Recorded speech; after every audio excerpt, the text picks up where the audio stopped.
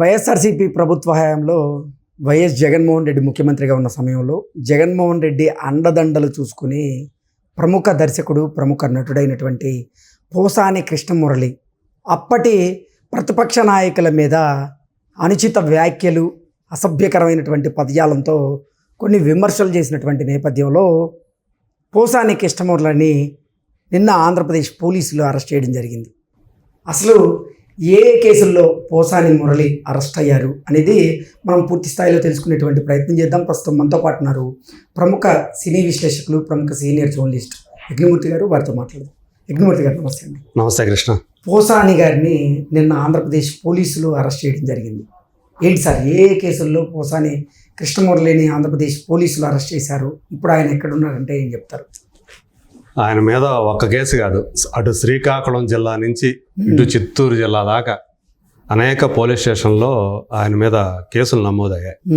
గత ఏడాది నవంబర్ కాలం నుంచి చూసుకుంటే పలు కేసులు. లేటెస్ట్గా 2-3 రోజుల క్రితం కూడా చిత్తూరు జిల్లా అన్నమయ్య జిల్లా ఓబులవారిపాలెం ఆ పోలీస్ స్టేషన్లో కూడా ఒక కేసు నమోదైంది.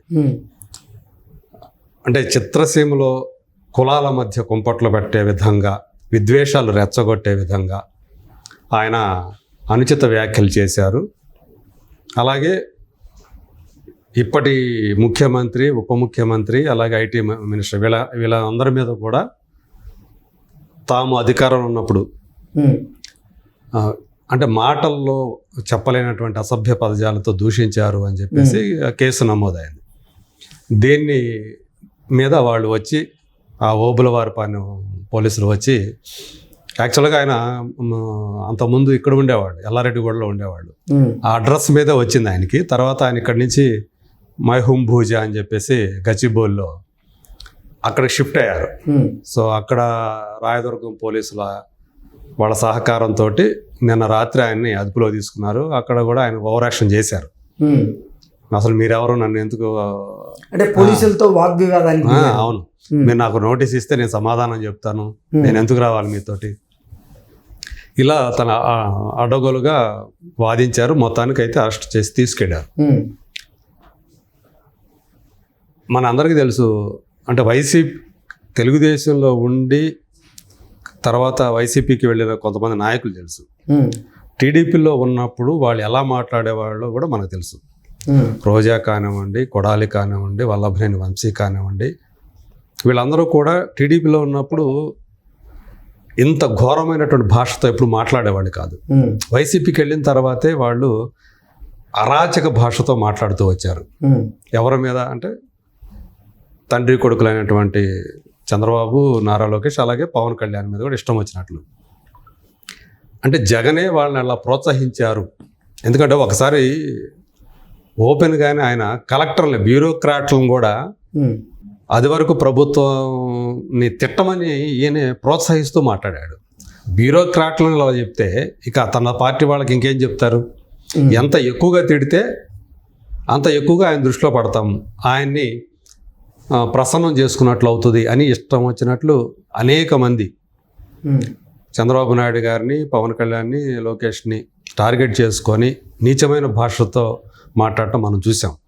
అటువంటి వాళ్ళందరికీ కూడా ఆ పార్టీలో కానివ్వండి, ప్రభుత్వంలో కానీ చాలా ప్రాముఖ్యత ఇవ్వటం కూడా వైఎస్ జగన్ ఇవ్వడం చూసాం మనం. అదే క్రమంలో ఈయన కూడా, పోసాని కృష్ణమురళి కూడా దారుణమైనటువంటి భాష ఉపయోగించి, పైగా తనకి అంత అలా తిట్టినందుకు కానీ ఆయనకి ఎఫ్డీసీ చైర్మన్ పదవిని కూడా కట్టబెట్టారు. దాంతో ఆయన రెచ్చిపోయి ఇక పవన్ కళ్యాణ్ గారిని అయితే వ్యక్తిగతంగా కూడా లాగారు. ఒకప్పుడు అదే పవన్ కళ్యాణ్ని ఆయన ఒకప్పుడు మెచ్చుకున్నారు. ఆయన దేశంలోనే అత్యంత డిమాండ్ ఉన్న యాక్టర్లో ఒకళ్ళు, ఆయన ఇమేజ్ మామూలుది కాదు అని చెప్పి ఒకప్పుడు ఆయనే పొగిడాడు. తర్వాత నీచమైన భాష ఉపయోగించి మాట్లాడారు. ఈవెన్ ఆయన నీకు కూడా కూతురు ఉంది, ఆమె కూడా పెద్దదవుతుంది, అప్పుడు నీకు రక్త కన్నీరు వస్తూ చూడు అని ఒక బెదిరింపు ధోరణిలో నీచంగా మాట్లాడారు. అసలు వాళ్ళ ఇంట్లో వాళ్ళని తీసుకురావాల్సినటువంటి అవసరమే లేదు.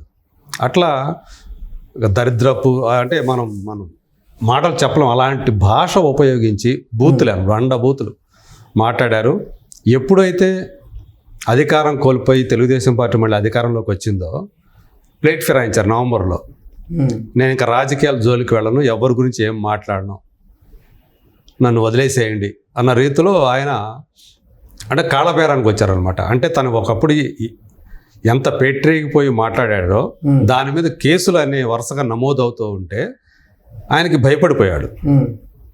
సో అప్పుడు దాకా చెలరేగిపోయిన ఆయన ప్లేట్ ఫిరాయించాడు. కానీ కర్మ వదలదు కదా అన్నట్లుగా ఇప్పుడు ఆయన వరుసగా కేసులు నమోదయ్యాయి, దాని మీద యాక్షన్లు కూడా తీసుకుంటూ వచ్చారు. రీసెంట్గానే వల్లభనేని వంశీని అరెస్ట్ చేసి రిమాండ్కి తరలించడం, ఇప్పుడు కస్టడీలో కూడా తీసుకొని, సో ఈరోజుతో అది అయిపోయింది అనుకోండి అది. సో ఇట్లాంటివన్నీ జరుగుతున్నాయి ఇప్పుడు. అంటే అప్పుడు ఎవరైతే ఇష్టానుసారంగా మాట్లాడారో వాళ్ళందరినీ కదా పోలీసులు ఇప్పుడు చర్యలు తీసుకుంటున్నారు. పోసాని విషయానికి వస్తే ఆయన ధోరణి మొదటి నుంచి కూడా అలాగే ఉంటూ ఉంటుంది. ఇండస్ట్రీలో కూడా అలాంటి పేరే ఉంది ఆయనకి.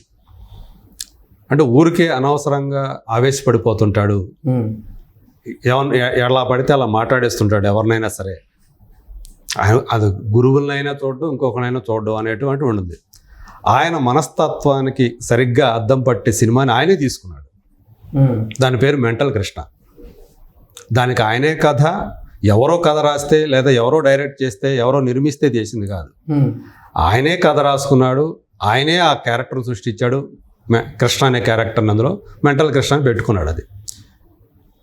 అది ఎంత దారుణం అంటే దాంట్లో ఆ క్యారెక్టర్ ఎట్లా ఉంటుందంటే అది అంటే హీరో కాదు, అది టార్చర్ పెట్టే శాడిస్ట్ క్యారెక్టర్ అనమాట. భార్యని టార్చర్ పెట్టే క్యారెక్టర్. ఊరికే అనుమానం అనమాట. మీరు బయటికి భార్య కాస్త మంచిగా సింగారించుకొని బయటికి వెళ్ళబోతుంది అని చెప్పి చూసి ఆమె చేతికి ఇవి ఇస్తాడు, కండోమ్స్ ఇస్తాడు. నువ్వు బయటికి వెళ్తున్నావు కదా, దీటి ఉపయోగం ఉంటుంది అని. అంటే ఆ రకమైన మనస్తత్వం అన్నమాట. మొదటి రాత్రి ఆమెకి భార్యకి షాక్ ఇస్తాడు. ఎలా? ఈయన ఆడవాళ్ళు వేసుకున్నట్టు నైటీలో దర్శనమిస్తాడు ఆమెకి.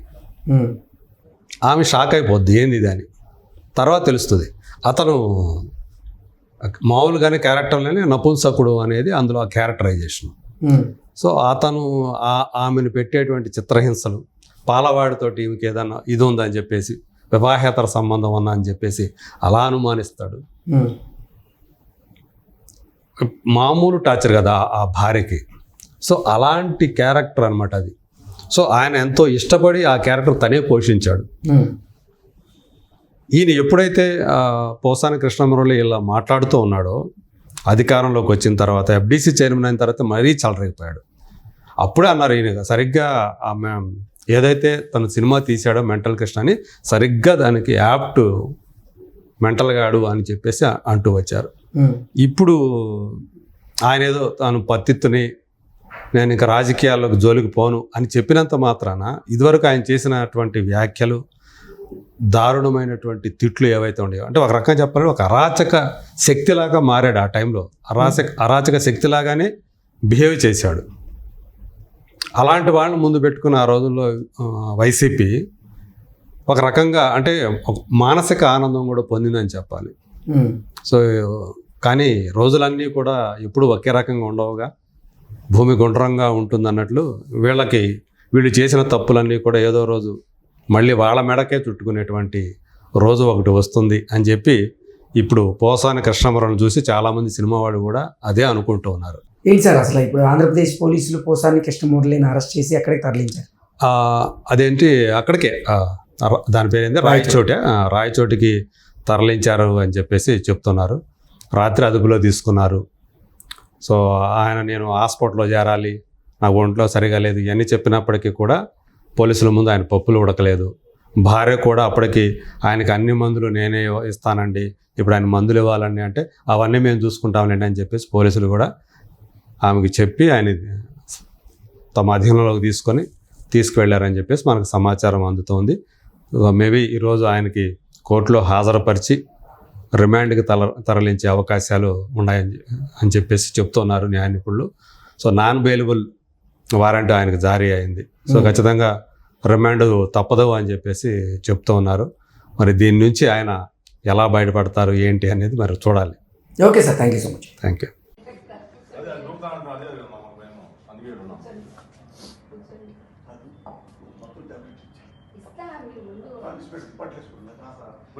టెన్షన్ ఏం లేదు మేడం, నేను చూసుకుంటాను మేడం. ఆయన టేక్ కేర్, ఆయన అన్ని విషయాలు మేము జాగ్రత్త చూసుకుంటాం.